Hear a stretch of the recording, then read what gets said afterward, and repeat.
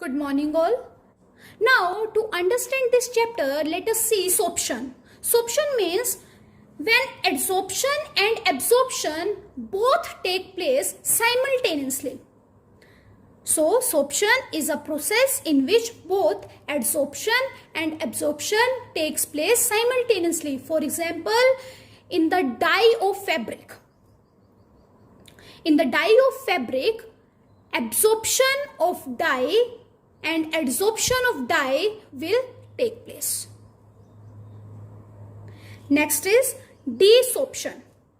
Desorption means removal of adsorbed molecule. Removal of adsorbed molecule.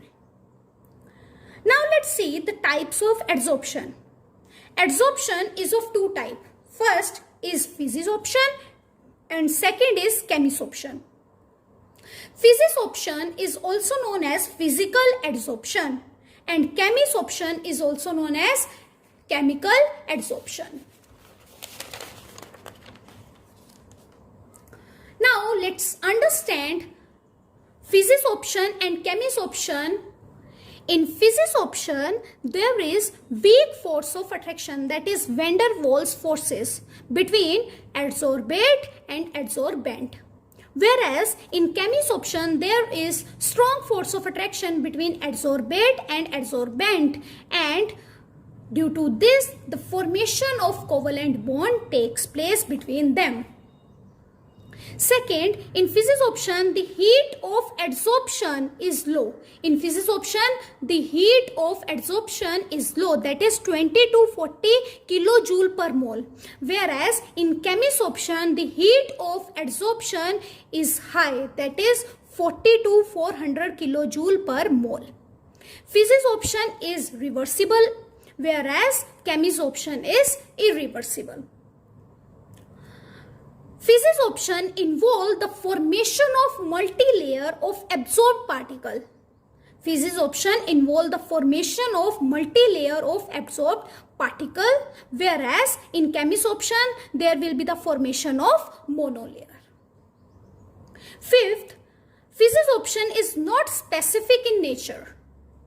Physisorption is not specific in nature, whereas chemisorption is specific in nature. Sixth, it occurs only at low temperature. Physisorption occurs at only low temperature, whereas chemisorption occurs at all temperatures. Seventh, example of physisorption is absorption of gases on charcoal, and chemisorption example is oxygen react with silver, gold or hydrogen on nickel. Now let's see factors affecting adsorption. First factor is nature and surface area of adsorbent. As you all know, if surface area will increase, the rate of adsorption will also increase. With the increase in surface area, rate of adsorption will also increase. For example, finely divided substances are good adsorbent as they provide larger surface area. Next is nature of adsorbate. Most of the adsorbate are gases. Now, if we want to adsorb gases on the surface, then we need to apply the pressure. So we can say easily liquefiable gases are adsorbed to greater extent. Easily liquefiable gases are adsorbed to greater extent. Easily liquefiable gases means having high tendency to become liquid. Like whenever we will apply the pressure, the gas will convert into liquid, and easily liquefiable gases will convert easily into liquid, which in turn should have greater intermolecular force of attraction. Higher the critical temperature, more easily gas can be liquefied. Higher the critical temperature, more easily gas can be liquefied. Now, what is critical temperature? For a liquefaction of a gases, certain minimum temperature is required.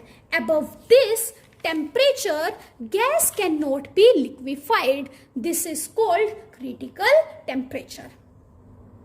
Fourth is temperature.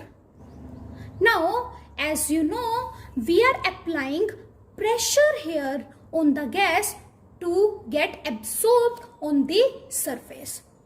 If we will increase the temperature, then these gases will not absorb on the surface. With the increase in temperature, adsorption will decrease. Adsorption is an exothermic process. So according to Le Chatelier principle, it is favored at low temperature. Fifth is pressure. If we will increase the pressure, adsorption will increase. Next topic is Freundlich adsorption isotherm. Isotherm means at constant temperature. Freundlich adsorption isotherm.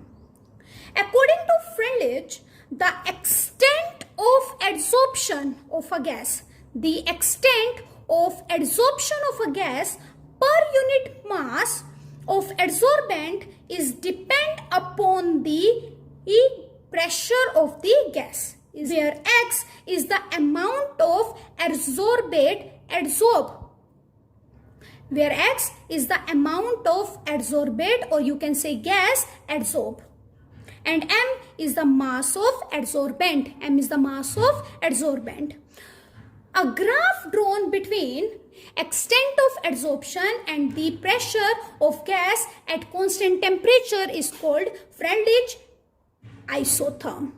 A graph drawn between extent of adsorption and pressure of gas at constant temperature is called Freundlich adsorption isotherm.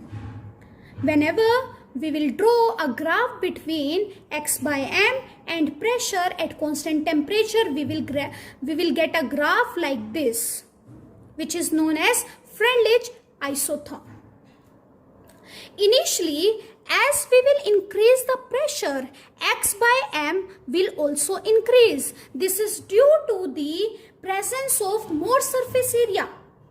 And slowly vacant surface will become less, means more occupied. So X by M will become less. X by M value will become less and finally become constant. So at low pressure we can say X by M is directly proportional to pressure. Means X by M is dependent on pressure. So we can write X by M is directly proportional to P raised to the power 1. And at high temperature, X by M is not dependent on the pressure. So we can write X by M is directly proportional to P raised to the power 0. And at intermediate, X by M is directly proportional to P raised to the power 1 by N. Now, at low pressure, X by M is directly proportional to P. If we will remove the sign of proportionality, what will come? That is K. So, X by M is equals to K into P. So, if we will compare this equation with y is equals to mx, then it will give us a straight line graph. A straight line graph. And at high pressure, X by M is directly proportional to P raised to the power 0. Means it is independent on pressure. If we will remove the sign of proportionality, again constant will come. So X by M is equals to K P raised to the power 0, and anything raised to the power 0 is 1. So X by M is equals to K. It means which is constant. So it will give a graph that becomes parallel to X axis. And at intermediate, X by M is directly proportional to P raised to the power 1 by N, where 1 by N vary from 0 to 1. And N is integer whose value is 1 to infinity. Now, if we will remove the sign of proportionality, then a constant will come, that is x upon m is equals to k p raised to the power 1 upon n. Now take log both side. Then it will be log x by m is equals to log k p is to the power 1 by n. Now log a into b is equals to log a plus log b. Now log p raised to the power 1 by n will be equals to 1 by n log p. 1 by n log p. So after taking log, this equation will be equals to log x by m is equals to log k plus 1 by n log p. Now let's compare this equation with the straight line equation, that is y is equals to mx plus c. On x-axis we will write log p, on y-axis we will write log x by m, and it will give a straight line having slope 1 by n, and this point is known as log k, that is intercept. Intercept is equals to log k. I hope you have understood today's topic. That's all for today. Have a nice day ahead.